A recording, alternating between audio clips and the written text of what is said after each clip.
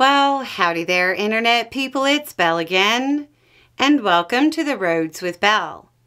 Today is July 17th, and we're going to talk about the roads to California, the National Guard, and you. We've got a couple of different stories involving the U.S. military that kind of come together as far as those of you who will want to hear about them. So we're going over both. First is the news out of California.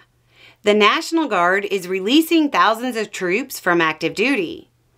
These are the troops that were deployed to California as part of Trump's overreaction to demonstrations in California against his policies. The initial deployment, just like all the manuals suggest, actually caused the demonstrations to spread.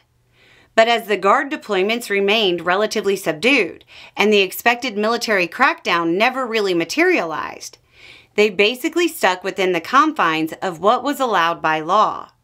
And since then, it's been relatively mellow. Their deployment wound up being a giant waste of resources that only served to inflame tensions and undermine U.S. military morale, and raise questions about authoritarian measures that could be taken by the administration. Even though it appears that the troops stuck to the confines of the law, there are still a number of questions about whether their deployment was totally legal. The reality is that this type of deployment is to be used in the most extreme circumstances.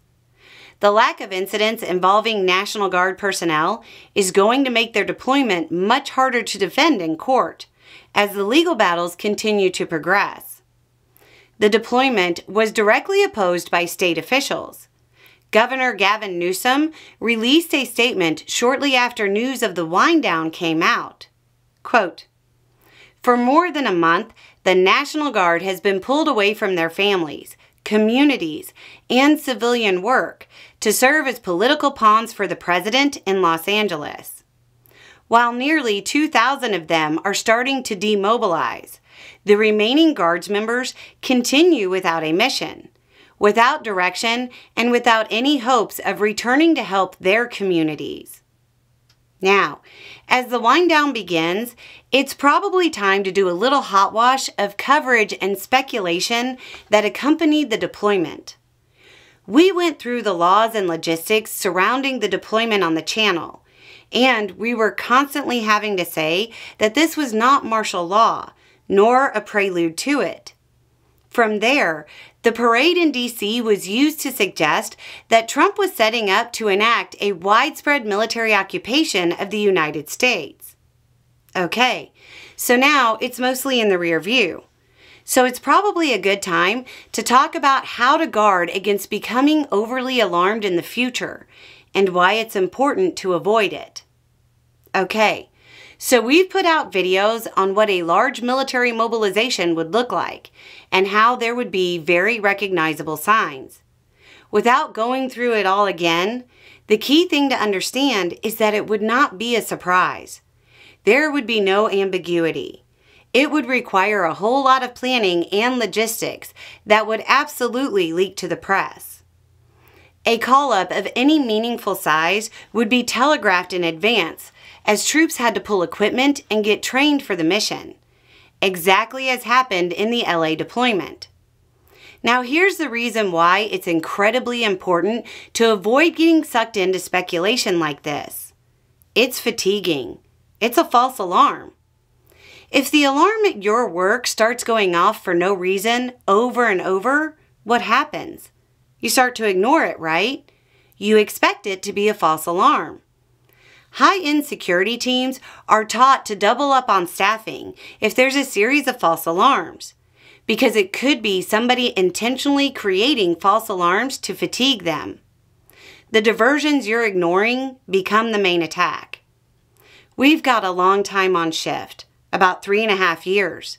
We can't get fatigued this early.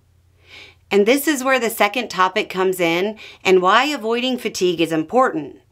Especially because we have to be prepared for the actual effects of these big pointless deployments.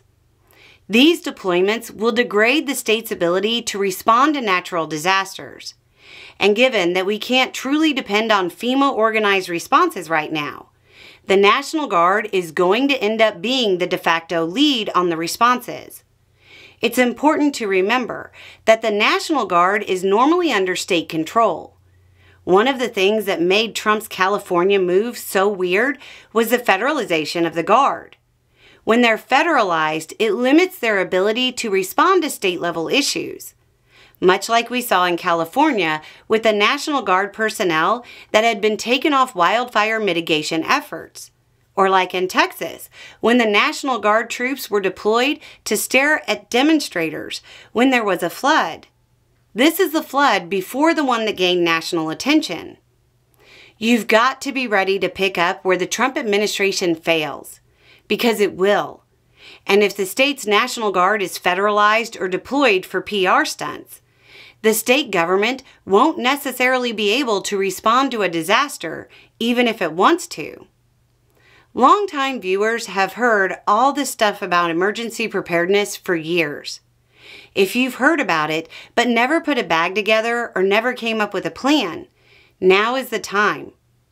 Impartial Points has started a series that is disaster specific. I think the only one they have out so far is flash flooding. But as they come out, it might be a good idea to review the ones specific to disasters in your area. So there you go. A little more information, a little more context, and having the right information will make all the difference. Y'all have a good day.